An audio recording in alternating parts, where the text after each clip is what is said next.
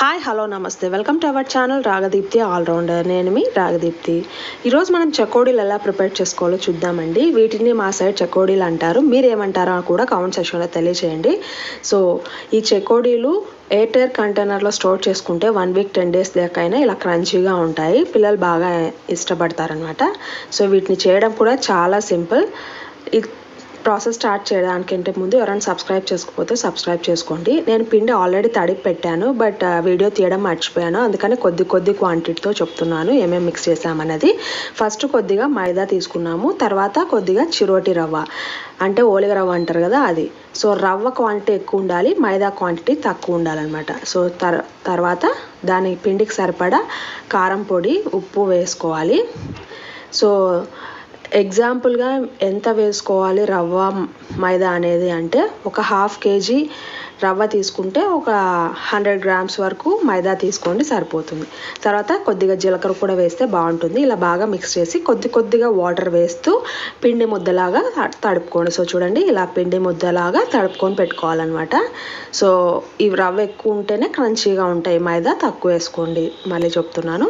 తర్వాత ఆ పిండిని ఇలా మీకు వీలైన పోర్షన్స్ తీసుకోండి, ఎందుకంటే మనము పూరి కానీ చపాతీ కానీ తిక్కుతాం కదా, అలా వీలైనంత సన్నగా ప్రెస్ చేయాలన్నమాట. సో అందుకనే పోర్షన్స్గా డివైడ్ చేసుకొని ఒక్కొక్క పోర్షన్ తీసుకొని ఇలా వీలైనంత సన్నగా పొడిపిండి సహాయంతో, పొడిపిండిగా నేను ఇక్కడ మైదా పిండి తీసుకున్నామండి. సో ఆ పొడిపిండి సహాయంతో వీలైనంతగా సాగేటట్టు చేసుకోండి.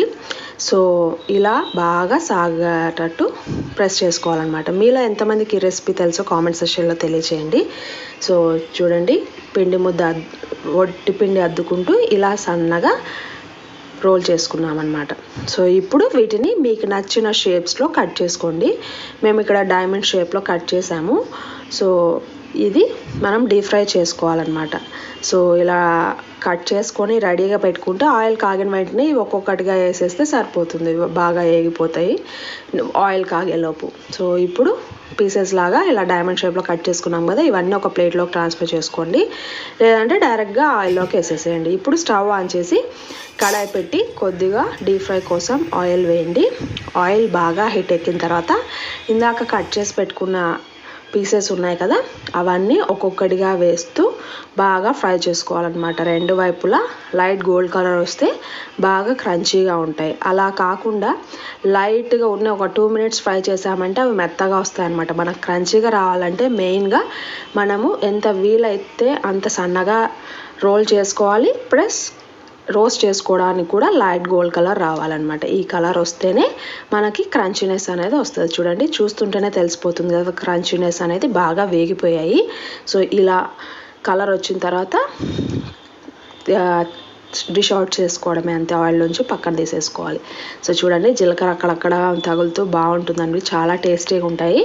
సో ఇంతే అండి, సింపుల్గా అయిపోయింది కదా, ఇంకెందుకు ఆలస్యం, మీరు కూడా ఇది ట్రై చేయండి. మీకు ఈ వీడియో నచ్చినట్టయితే please like, share and subscribe to my channel Ragadeepthi all rounder. Thank you so much for watching this video. చూడండి, తుంచితే ఎంత బాగా క్రంచీగా తునిగిపోతున్నాయి కదా. సో మీరు ట్రై చేయండి. Thank you so much for watching this video. Have a nice day.